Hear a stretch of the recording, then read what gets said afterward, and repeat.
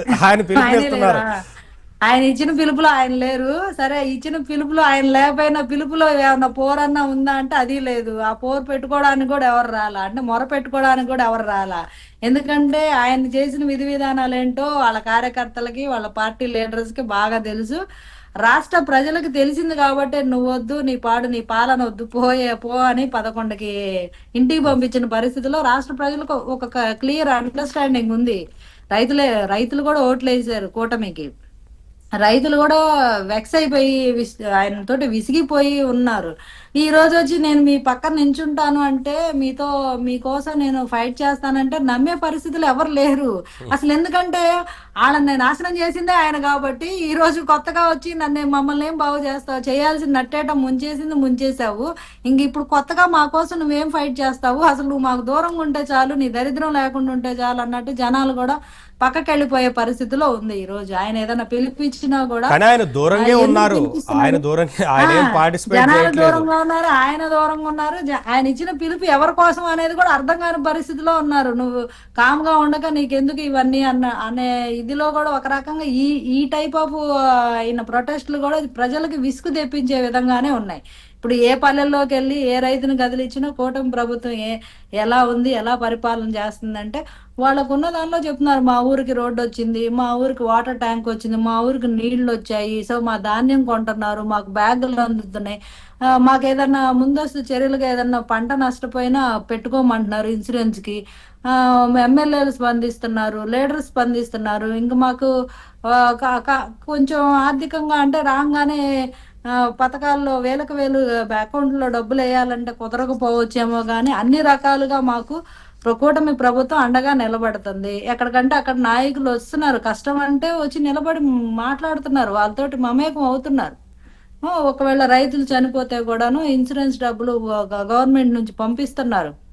ఇప్పుడు ఏదైనా వరదలు వచ్చినా ఏదైనా జరిగిన ఆపద కాలంలో ఆ బీమా పథకాన్ని కూడా ఈయన వచ్చిన తర్వాత అసలు అమలు చేయలేదు. గత 5 ఏళ్లలో వైసీపీ గత 5 ఏళ్లలో పంట బీమా లేదు అసలు. ఎప్పుడు కని విని ఎరగని దశాబ్ద కాలంలో చంద్రబాబు నాయుడు గారు ఇన్ని ప్రభుత్వాలు మారాయి గానీ ఏ రైతు క్రాప్ హాలిడే ప్రకటించాల. శివపార్తి గారు ఒక్క నిమిషం. చంద్రబాబు నాయుడు గారు అసెంబ్లీలో హడావుడి చేసేసి ల్యాబీలో బైఠాయిస్తే తప్ప అరకొరగా బీమా సౌకర్యం కల్పించాల. అప్పుడు కూడా హడావుడి చేస్తే 840 కోట్లు అప్పుడు రిలీజ్ చేశాడు. 600 కోట్లు వేసాం, అదేసాం ఇదేసాం అన్ని అబద్ధాలేనండి. ఆయన వేసింది కూడా రైతులకు తెలుసు, ఎవరికి అందలేదన్నమాట వాస్తవం. అది ఎవరైతే తగిలిందో అది అందరు ఓటు ద్వారా చూపించారు. ఇంకొకటి ఏంటంటే ఎప్పుడైనా ఇన్ని గవర్నమెంట్లు మారినాయి, ఏ టర్మ్ లో కూడా ఏ రైతు నేను పంట పండించలేను అని క్రాప్ హాలిడే ప్రకటించాల.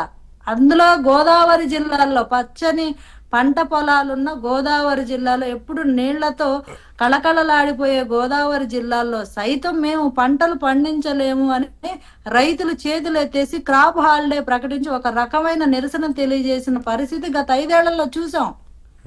సో అలాంటి పరిస్థితులు ఎదుర్కొన్న రైతులు ఒక్క ప్రాజెక్ట్ కాదండి, ఒక్క ప్రాజెక్ట్ గురించి అన్న ఆలోచించి 5 ఏళ్లలో తీసుకెళ్తే కదా సాగునీరే తీసుకెళ్తే కదా.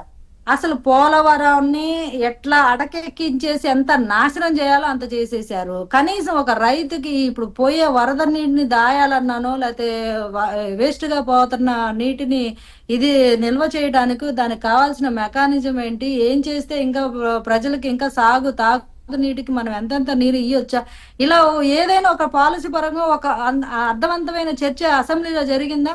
అసెంబ్లీలో జరిగే చర్చలు ఏంటి అంటే రైతుల గురించి కాదు, అంతా నాయకుల భార్యల గురించిను వాళ్ళ పిల్లల గురించి చర్చలు జరిగాయి. అదంతా చూసే కదా అందరికి విరక్తి వచ్చింది.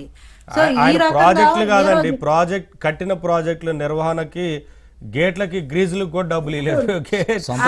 ఇప్పుడు సొంత జిల్లాలో మళ్ళీ అన్నమయ్య జిల్లాలో గేట్లు తుప్పు పట్టుకుపోయి అవి కొట్టుకుపోయి ఆ వరదల్లో వందలాది కుటుంబాలు రోడ్డును పడితే ఈ రోజుకి గతి లేదు. కనీస మరమ్మతులు, కనీసం అసలు నువ్వు ఒక ప్రాజెక్ట్ ఏం కడతావు, కట్టిన ప్రాజెక్టుకే చిన్న చిన్న పగుళ్ళు వస్తేనే నువ్వు